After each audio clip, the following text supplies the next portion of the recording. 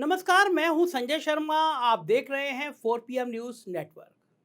इस देश में एक जमात ऐसी पैदा हो गई है जो दिमागी तौर पर, ज़हनी तौर पर बीमार है, मानसिक बीमार है। लोगों का खून पीने में उसे मज़ा आता है, लुत्फ़ आता है। वो चाहती है कि इस देश में नफ़रत की दीवारें इतनी बड़ी हो जाएं कि सारी बातें उसके नीचे दब जाएं। लाशों पर महल बनाना चाहती है। ये सोच, ये ख्याल, ये इरादे। इजराइल और हमास के बीच युद्ध चल रहा है, पूरी दुनिया देख रही है, लेकिन भारत की गोदी मीडिया हमास के बहाने इस देश में नफरत फैलाने की कोशिश में जुटी है। मैं मध्य प्रदेश गया और वहां पर एक पत्रकार मुझसे कहते हैं, भाई साहब, आपको नहीं लगता कि इस देश में हर मोहल्ले में, हर शहर में एक गाजा बन जाएगा, गाजा पट्टी बन जाएगा, एक फिलिस्तीन बन जाएगा। मैं कुछ बोला नहीं, मैं उनका चेहरा देखता रहा और सोचता रहा कि पत्रकारों के जहन में भी कितनी नफरत भर गई है। जैसे युद्ध शुरू हुआ, हमारी सरकार तुरंत इजराइल के पक्ष में खड़ी हो गई, कहा कि हम इजराइल के साथ हैं। और उसके बाद गोदी मीडिया के जहरीले ट्वीट एक के बाद एक आते चले गए। गोदी मीडिया ने शो करना शुरू कर दिए। कारण समझते हैं आप? हमास के बहाने आपके जहन में यह बात बिठाई जा रही थी कि एक समुदाय ऐसा है जो आतंकी है। हमास की पक्ष में कोई नहीं बोल रहा, हमास की उस आतंकवादी घटना के पक्ष में कोई नहीं बोल रहा, लेकिन उसके बाद जो इजराइल कर रहा है वो जहनी तौर पर मानसिक बीमार देश ही कर सकता है। मैं आज आपको बताऊंगा कि गोदी मीडिया इजराइल और हमास के युद्ध के बहाने कैसे देश में नफरत का माहौल तैयार कर रहा है। ये वीडियो मैंने आज इसलिए तैयार किया, मैं मध्य प्रदेश के उस पत्रकार की बात भूल गया था, लेकिन आज सुबह मेरे पास एक बहुत सीनियर रिटायर IAS का दिल्ली से फोन आया।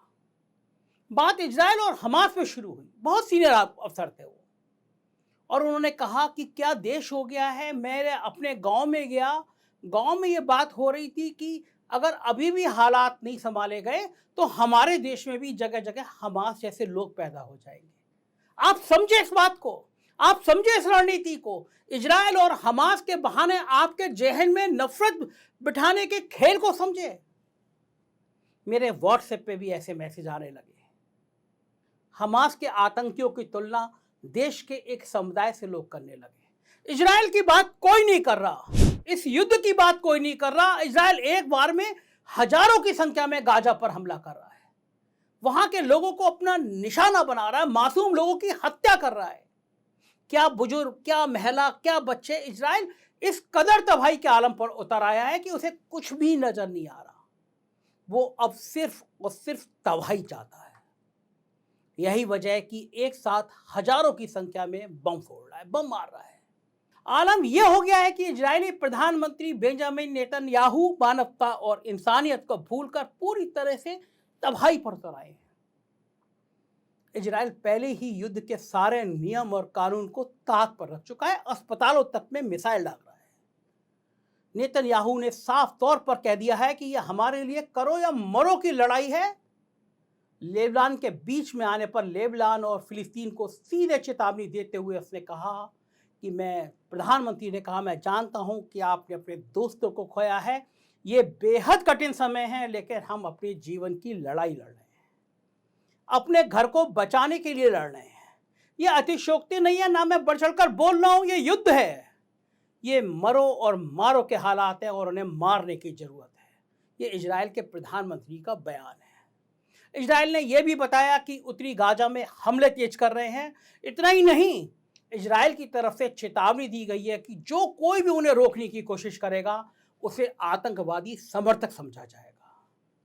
हमलों से बचने के लिए गाजा के नागरिक दक्षिणी इलाकों की तरफ भागे थे। लेकिन इजराइल ने 22 अक्टूबर को दक्षिणी गाजा पर भी हमले कर दिए। फिलिस्तीनी मीडिया ने बताया कि दक्षिणी गाजा के शहर खान यूनिस में इजरायली हमलों में कम से कम 15 लोगों से ज़्यादा लोग मारे गए। वहीं इजरायली सेना ने बताया कि बंधक बनाए गए लोगों की संख्या भी लगातार बढ़ रही है।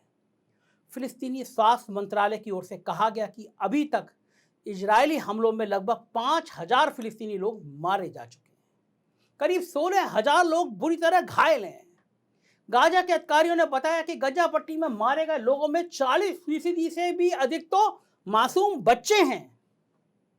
सबसे बड़ी बात कि लोगों की जानें जा रही हैं, लेकिन इजराइल और इजराइल के प्रधानमंत्री पर बेगुनाह लोगों की जान जाने का कोई भी असर होता हुआ दिखाई नहीं दे रहा है। पिछले 24 घंटों के बारे में जानकारी देते हुए गाजा के स्वास्थ्य मंत्रालय की ओर से बताया गया कि इजरायली हमलों के चलते पिछले एक दिन में कम से कम 700 से ज़्यादा लोगों की मौत हुई है। अंतर्राष्ट्रीय मीडिया की रिपोर्ट के मुताबिक यूएन की राहत कार्य संबंधी एजेंसी ने बताया कि 7 अक्टूबर को जिस दिन हमास और इजराइल का युद्ध शुरू हुआ था, उसके बाद से अब तक एक दिन के अंदर हुई मौतों का आंकड़ा लगातार बढ़ता चला जा रहा है। कहा गया कि परिवार के परिवार इमारतों के मलबों के नीचे दब गए हैं। मीडिया रिपोर्ट के मुताबिक हमास नियंत्रित गाजा के स्वास्थ्य मंत्रालय के प्रवक्ता अशरफ अल किद्रा ने बताया कि मंत्रालय को 1,500 से ज़्यादा लोगों के लापता होने की सूचना मिली है। इनमें से 870 से ज़्यादा बच्चे शामिल हैं। किद्रा ने आशंका जताई कि लापता लोग मलबों के नीचे हो सकते हैं। सोचिए कितना दर्दनाक सीन है, छोटे छोटे बच्चों की लाशें निकल रही हैं। वहीं इन हालातों से इतर पूरी तरह से तबाही पर उतरे इजराइल ने इस बीच गाजा में बमबारी को और भी तेज कर दिया है। इजरायली सेना ने 24 अक्टूबर को गाजा में 400 जगह पर बमबारी करी है। यह हाल तब है जब एक दिन पहले यह आंकड़ा 320 का था। इन हमलों पर इजराइल का कहना है कि इन हमलों में उसने हमास के उन कमांडर और उग्रवादियों को मार गिराया जो इजराइल में मिसाइल हमलों की तैयारी कर रहे थे। अरे आपको मारना है, आतंकवादियों को मार दीजिए, लेकिन इन बच्चों का, इन महिलाओं का क्या कसूर है जो बेगुनाह मारे जा रहे हैं। सबसे बड़ी बात यह कि इजराइल लगातार मानवता को ताक पर रखकर पूरे गाजा को तबाह करने और करो या मरो की जंग पर उतारू है, तो वहीं दूसरी ओर America, Britain, Italy, Germany, France जैसे कई देश इजराइल को समर्थन देने के लिए आगे आ गए हैं। कई यूरोपीय देश आए दिन इजराइल के समर्थन में उतर रहे हैं। इजराइल जाकर वहां के प्रधानमंत्री नेतन्याहू से मिल रहे हैं।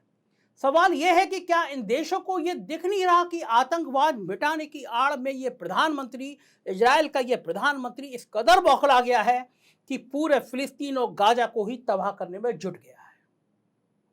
आए दिन बमबारी बढ़ती जा रही है, लोगों की जानें जा रही हैं, हर दिन एक बड़ी संख्या में निर्दोषों की मौत हो रही है, लेकिन फिर भी अमेरिका और फ्रांस जैसे देश इजराइल को अपना खुला समर्थन दे रहे हैं। अब कहाँ गया अमेरिका का मानवता वाला प्रेम, खुद को एक शांति दूत का पुजारी बताने वाला चेहरा? क्या ऐसी ही शांति वो चाहता है कि कहीं निर्दोष लोगों की जानें जाती रहें? ये कैसा दोगलापन है इन बड़े देशों का, जो देश पिछले 19 दिनों से एक छोटी सी जगह पर दिन भर हजारों की संख्या में बमबारी कर रहा है, उसको समर्थन देने का आखिर ये मानवता का कौन सा चोला है, जैसे अमेरिका और फ्रांस जैसे कई बड़े देशों ने पहन रखा है। सबसे बड़ी बात कि अब फिलिस्तीन की मदद की जरूरत है, उस देश को मदद की जरूरत है, लेकिन उसे वो वाजिब मदद मिल नहीं पा रही है। किसी भी तरह 50 से ज़्यादा ट्रकों को इजिप्ट के रास्ते गाजा के लिए रवाना किया गया, लेकिन सबसे बड़ी बात यह है कि कहने को तो कुछ देश फिलिस्तीन और गाजा की मदद के लिए आगे आ रहे हैं, लेकिन ये जो मदद पहुंचा पा रहे हैं वो नाम मात्र की है। सवाल यह है कि एक और मदद पहुंचाई जा रही है तो वहीं दूसरी ओर इजराइल द्वारा लगातार बमबारी की जा रही है, अस्पतालों को खाली करने की धमकी दे दी जा रही है। ऐसे में जब लोग ही नहीं बचेंगे तो आखिर ये मदद किसके काम आएगी? जो मदद भेजी गई उसमें दवाएं, सैनिटरी आइटम, कुछ खाने का सामान, ये सब भेजा गया है। भारत की तरफ से भी कुछ सहायता भेजी गई है, लेकिन ये इतनी कम है कि कुछ पूछो मत। और भारत ने भी अपना रुख तब बदला जब यह आलोचना होने लगी कि फिलिस्तीन से भारत के रिश्ते अच्छे थे और इजराइल के संग आने के बाद ये रिश्ते खराब हो गए। तब सरकार ने अपना यू टर्न किया। गाजा में अब तक सारे देशों के मिला के 20-22 ट्रक पहुंच चुके हैं बताया जा रहा है, लेकिन सवाल यह है कि जब वहाँ पर लोग बचेंगे ही नहीं, मानव ही नहीं रहेगा, इंसान ही नहीं रहेगा, तो इस मानवीय सहायता का क्या होगा? क्योंकि जिस दिन इन ट्रकों को गाजा में जाने की अनुमति दी गई, उसी दिन भारी संख्या में वहां बमबारी की गई। यानी साफ है, अगर मदद के लिए सामग्री पहुंचेगी भी तो वो इसका इस्तेमाल नहीं करने देंगे। यह है इजराइल की रणनीति और यह है उसका प्लान। ये मदद पहुंच रही है, लेकिन जब वहाँ पानी नहीं बचा, ईंधन ही नहीं बचा, तो फिर पानी साफ करने वाली दवाई का क्या होगा। वही जब इजराइल पक्के बने मकानों तक को नहीं छोड़ा, बम मार रहा है, तो ये तंबू कनात वहाँ के लोगों की क्या मदद कर पाएंगे। फिलहाल जो मदद पहुंच रही है वो ऊंट के मुंह में जीरा। अब ये महज खाना पूर्ति है या इसका कोई असर पड़ेगा, ये लोग आप खुद फैसला करिए। इन हालातों में कोई कैसे जी सकता है। मानवता खत्म हो गई है। फिलहाल इजराइल की ओर से हमला और बमबारी रुक नहीं रही है और तेज होती जा रही है। वहीं दूसरी ओर हमास भी अब मदद के बदले बंधक बनाए गए लोगों को छोड़ने की बात कर रहा है। कल ही हमास की ओर से कुछ लोगों को छोड़ा गया। हमास 50 बंधकों को रिहा करने के बदले फ्यूल की मांग कर रहा है। फिलहाल ये तो साफ है कि इजराइल अब नैतिकता और मानवता को भूलकर सिर्फ और सिर्फ तबाही पर उतारू हुए है। इसलिए वो आए दिन अपने हमलों में तेजी करता जा रहा है। भले इजराइल को इस तबाही में अमेरिका, ब्रिटेन और फ्रांस समेत कई यूरोपीय देशों का समर्थन प्राप्त हो, लेकिन इजराइल के खिलाफ अब दुनिया के कई देशों में विरोध की आवाजें उठने लगी हैं। फिर वो चाहे अमेरिका ही क्यों ना हो। भले ही इन विरोधों का इजराइल पर अभी कोई असर ना पड़ रहा हो और वो अपने हमले और भी तेज कर रहा हो, लेकिन अगर इन बाहरी देशों में इसी तरह इजराइल के खिलाफ विरोध प्रदर्शन तेज होते गए और बढ़ते चले गए, तो जाहिर है निश्चित ही आने वाले समय में इजराइल वैश्विक स्तर पर अकेला पड़ जाएगा। उसका साथ देने के लिए अमेरिका भी शायद उस मुकरता से खड़ा नहीं हो पाएगा जैसा अभी खड़ा है, क्योंकि अमेरिका की फितरत हमेशा से दूसरों की आग में कूदकर खुद पीछे हटने की रही है। यूक्रेन इसका जीता जागता उदाहरण है। उसे अपने हथियार बेचने होती हैं। यही वजह है कि अन्य देशों में नहीं बल्कि इजराइल में भी इजराइल सरकार के खिलाफ लोग विरोध में उतर आए। उन्हें युद्ध नहीं चाहिए। इजराइल में लोगों ने प्रदर्शन किया और अपनी सरकार से हमास द्वारा बंधक बनाए गए अपने नागरिकों को वापस लाने की मांग की। बंधकों की रिहाई के लिए प्रदर्शन के दौरान लोगों ने कहा कि हमारा किसी से भी संपर्क नहीं हो पा रहा, हम नर्क की स्थिति में पहुंच गए हैं। प्रदर्शन के दौरान लोगों ने कहा कि हमारा पूरा संपर्क टूट गया है, ना जीवित रहने के कोई निशान मिल रहे हैं और ना ही कोई संकेत। अब 2 सप्ताह हो गए, हम यहाँ हैं, हमारे 200 से अधिक लोग बंधक बने हुए हैं और हम यहाँ अपनी आवाज़ सरकार तक पहुँचाने के लिए जुटे हैं। प्रदर्शन करने वाले लोगों ने कहा कि दुनिया और अंतर्राष्ट्रीय समुदाय को हमारी मदद करना चाहिए ताकि हम अपने बंधकों को छुड़ा सकें। हम उन्हें वापस लाने की मांग कर रहे हैं। इतना ही नहीं, जो अमेरिका इजराइल के समर्थन में खड़ा है, उस अमेरिका और यूरोप में भी इजराइल के खिलाफ प्रदर्शन हो रहे हैं।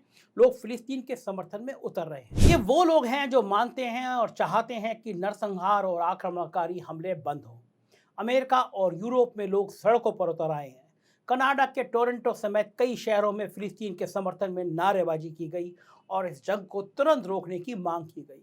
वहीं ब्रिटेन के लंदन में और कई अन्य स्थानों पर भी फिलिस्तीन के समर्थन में प्रदर्शन किए गए, नारेबाजी की गई। लंदन में बड़ी संख्या में लोगों ने मार्च किया। जो फ्रांस अब इजराइल के समर्थन में आया है और वहाँ के राष्ट्रपति इजराइल भी पहुँच गए हैं, उस फ्रांस में भी इजराइल के विरोध में प्रदर्शन हुए। फ्रांस की राजधानी पेरिस में फिलिस्तीन के समर्थन में नारेबाजी की गई। इस दौरान लोगों ने फिलिस्तीन के झंडे लहराए, इजराइल के विरोध में नारेबाजी की। प्रदर्शनकारियों ने इजराइल और हमास के युद्ध को बंद करने की मांग की। दुनिया में सबसे अधिक मुस्लिम आबादी वाले देश इंडोनेशिया में भी गाजा में युद्ध विराम की मांग के लिए नारे लगाए गए। इस दौरान फिलिस्तीन की आज़ादी के नारे लगाए गए। मोरक्को के रबात में फिलिस्तीन के समर्थन में लोग सड़कों पर उतर आए। लेबनान में भी गाजा के समर्थन में रैली की गई। हालांकि लेबनान को इजराइल ने धमकी भी दी। वहीं संयुक्त राष्ट्र ने इजराइल द्वारा फिलिस्तीन पर किए जा रहे लगातार हमलों की निंदा की। संयुक्त राष्ट्र के महासचिव एंटोनियो गुटेरेस ने अपने एक बयान में कहा कि इजराइल के खिलाफ हमास के हमले के आधार पर फिलिस्तीन के लोगों को दी जा रही सामूहिक सजा को जायज नहीं ठहराया जा सकता। गुटेरेस ने यह भी कहा कि हमास का हमला बेवजह नहीं हुआ। फिलिस्तीन के लोग 56 साल से इजराइल के घुटन भरे कब्जे में जीने को मजबूर थे। यूएन चीफ ने कहा कि इजराइल गाजा में मानवतावादी कानून का स्पष्ट उल्लंघन कर रहा है। हालांकि यूएन द्वारा इजराइल पर सवाल उठाए जाने पर इजराइल की ओर से राष्ट्र के महासचिव एंटोनियो गुटेरेस के इस्तीफे की मांग कर डाली। ये सीधे सीधे गुंडागर्दी होती है कि यूएन के महासचिव ने ऐसी बात की तो उनका इस्तीफा ले लो। संयुक्त राष्ट्र के महासचिव के बयान पर प्रतिक्रिया देते हुए यूएन में इजरायल के प्रतिनिधि ग्लाड एदार ने कहा कि एंटोनियो गुटेरेस हमारे क्षेत्र की वास्तविकता से कटे हुए हैं और नाजी हमास ने जिस तरह नरसंहार को अंजाम दिया वो उसका अनैतिक तरीके से देख रहे हैं। भले भी इजरायल पर दुनिया भर के देशों में हो रहे विरोध प्रदर्शनों का कोई असर ना पड़ रहा हो और यहाँ तक कि वो यूएन चीफ के इस्तीफे की मांग कर रहा हो, लेकिन जाहिर है आने वाले दिनों में इजरायल वैश्विक स्तर पर अकेला पड़ जाएगा। वो ग्लोबल लेवल पर अपना समर्थन खो देगा, क्योंकि इजरायल पर भले ही कोई असर ना पड़ रहा हो, लेकिन जिन देशों में ये प्रदर्शन हो रहे हैं उन देशों में तो इन प्रदर्शनों का असर पड़ेगा और शायद पड़ने भी लगा है। तभी तो अमेरिका के पूर्व राष्ट्रपति बराक ओबामा ने इजरायल के प्रधानमंत्री को सतर्क करते हुए एक पत्र लिखा है। इस पत्र में ओबामा लिखते हैं, अगर इजरायल युद्ध में गाजा के नागरिकों को मानवीय पहलू को नज़रअंदाज करता है तो उसका खामियाजा भुगतना पड़ सकता है। उन्होंने कहा कि अगर इजरायल गाजा पर हमले जारी रखता है तो वैश्विक स्तर पर उसका समर्थन कमज़ोर पड़ेगा। इसका इस्तेमाल दुश्मन देश अपने पक्ष में माहौल तैयार करने के लिए कर सकते हैं।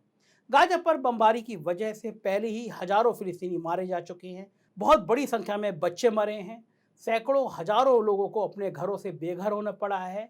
बराक ओबामा ने कहा है कि गाजा में नागरिकों के भोजन, पानी, बिजली की कटौती करने के इजरायली सरकार के फैसले से न केवल मानवीय संकट का खतरा है, बल्कि ये भविष्य में पीढ़ियों के लिए, आने वाली पीढ़ियों के लिए फिलिस्तीनी नागरिकों के रवैये को और भी सख्त कर सकता है।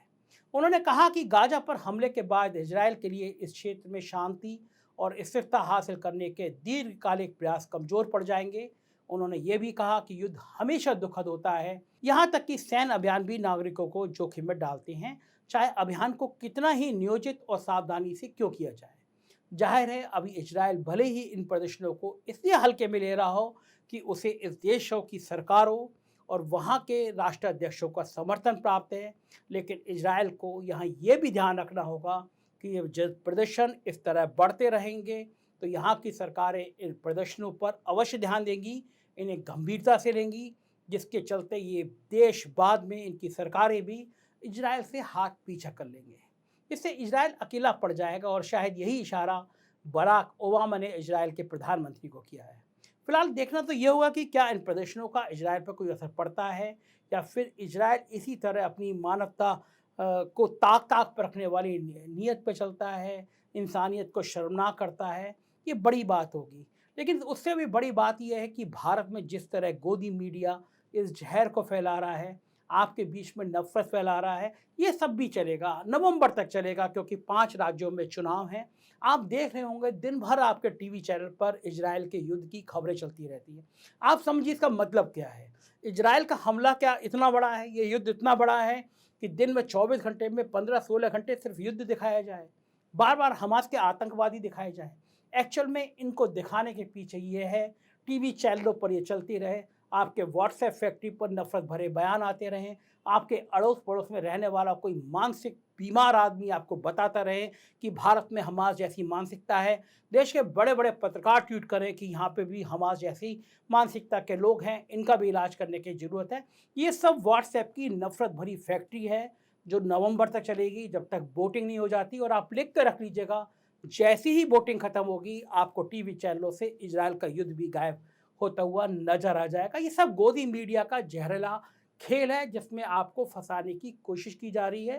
दिमाग को दुरुस्त रखिए, ध्यान रखिए, नफरत से कोई किसी का कुछ नहीं भला होता। नफरत नहीं, प्यार को बढ़ाइए, हमारा काम है प्यार बढ़ाना।